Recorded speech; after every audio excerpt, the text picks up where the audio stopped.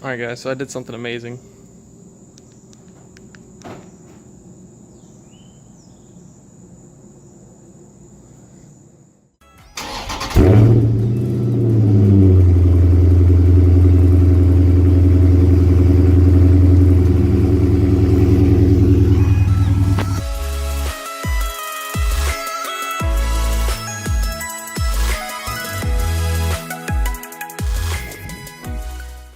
Alright, so as you guys can tell, I did install the Tazer from Zautomotive.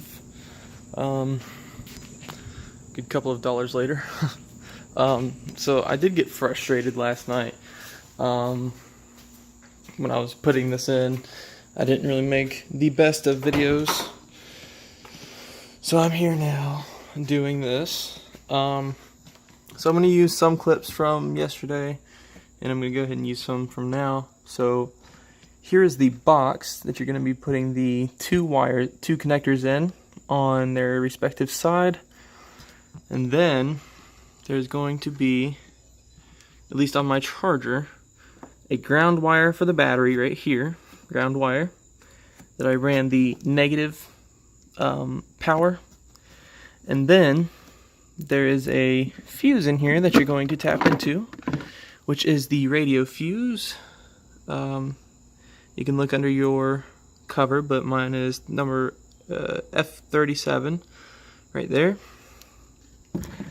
which I installed the tap to, which you only have to do this for the 2018 Plus. I would assume they would continue doing the security, but there's the fuse for number F37 with the tap that was included, which is ran to the positive wire on the bypass module, which gives you an OBD2 port, yeah, right here, where you can then plug in the Tazer.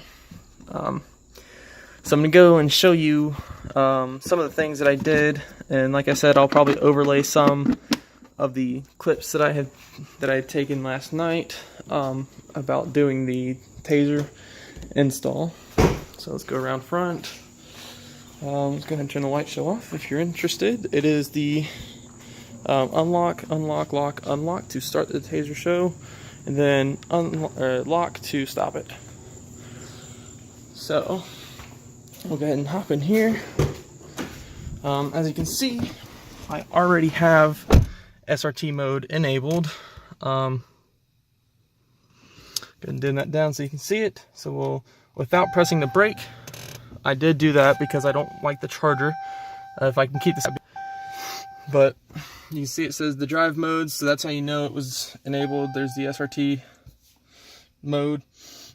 All of these work now. I can tap these and do whatever.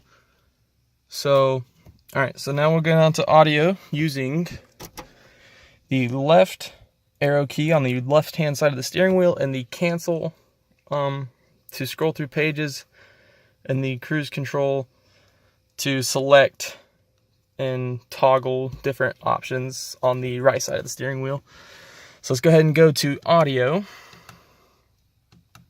which should be number 5. Nope, 6. Okay. So now left arrow on the left side, cancel on the right side. Light show, clear check engine lights, unmarry, and performance. So this is where you'll find SRT mode, which is right here, RT set yes. So I did this on my 2018. So that's already selected. Performance pages set yes, if you want your performance pages. Super Track Pack enabled yes. Paddles yes, because I have paddle shifters. Steering is just the SRT steering, which I think is a little bit stiffer. Drive mode, SRT, I'm not entirely sure what that is. I think it's what it starts up in, but I don't know.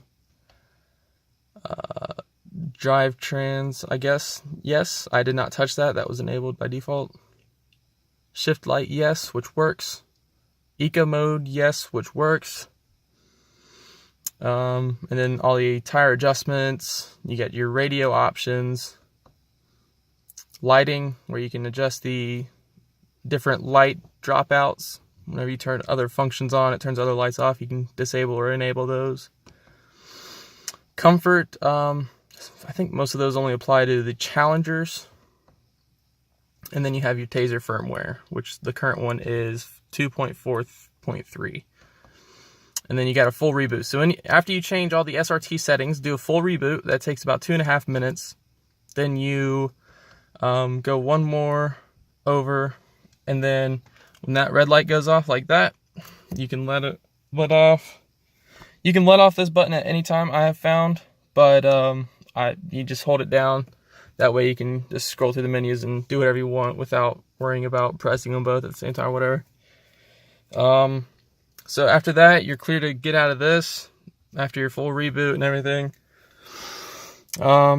One thing that you're going to want to do for sure after you enable these settings, you're going to want to go to your trunk and you are going to pull out that fuse that I was showing you earlier, that fuse tap. Pull that out for about 30 seconds, reset your radio, then come back in the car, run.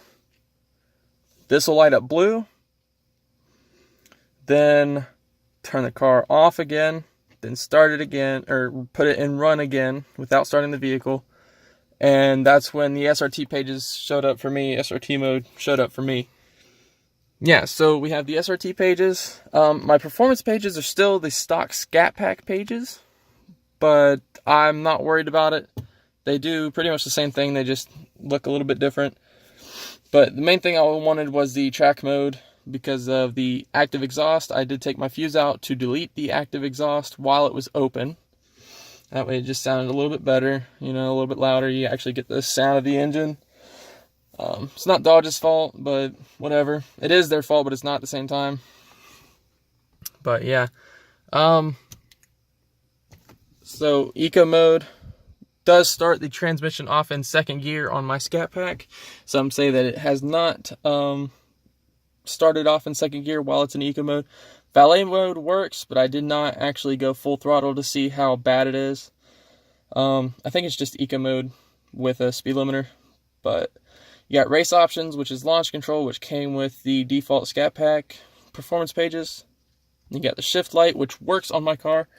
I use the paddle shifters. Once I get to the set RPMs right here, the background here will light up red. And I just touched that. That's great. Okay, cool. Yeah, and I found that whenever you shift at these points, it is actually, I'm sure most of you know that have the 392 paired with the 8-speed, which I think that's the only thing that's ever been paired with. I think the 6.1 was the one paired with the 5 or 6-speed transmission. But if you shift at these points, it actually makes the backfires upon shift a little bit louder. If you go past those, they're not as loud, but when you shift at these points, it's very, very spot on. But you can change them if you want, but these are just the factory settings. So I figured Dodge knows what they're talking about. I'll just leave it at that. People say that the tires chirp. I have not done that yet, but I'm pretty sure that backfiring is to prevent wheel spin during shifts because it shifts so quick. But I believe that's it. I'm going to go ahead and turn the car off. And I'll catch you guys in the next video.